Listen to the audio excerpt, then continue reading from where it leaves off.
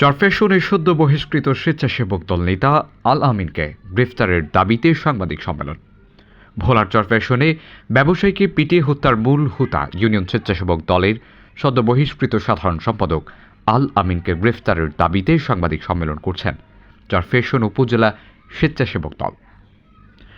শনিবার বিকেলে উপজেলা স্বেচ্ছাসেবক দল কার্যালয়ে অনুষ্ঠিত সাংবাদিক সম্মেলনে লিখিত বক্তব্য পাঠ করেন জেলা স্বেচ্ছাসেবক দলের সদস্য সচিব মুনতাসির আলম চৌধুরী রবিন, উপজেলা স্বেচ্ছাসেবক দলের আহ্বায়ক হুমায়ুন কবির শিকদার ও সদস্য সচিব কামরুজ্জামান শাহিন।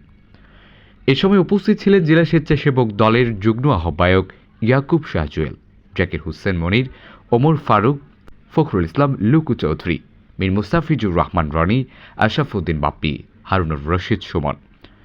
বক্তারা বলেন, বিএনপির ভারপ্রাপ্ত চেয়ারম্যান তারেক রহমান এই ঘটনায় উদ্বেগ প্রকাশ করেছেন।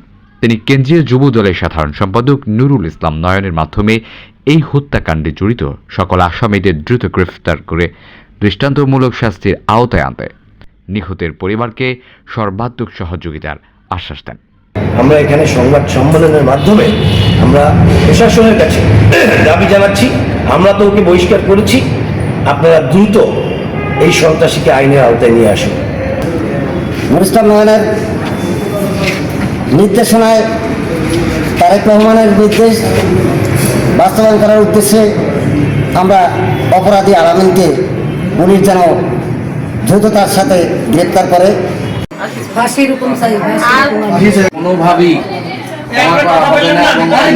উপযুক্ত তাদের দাবি তো বিচার পাওয়া। এই তো নিউজ ডেস্ক, সময়ের চিত্র।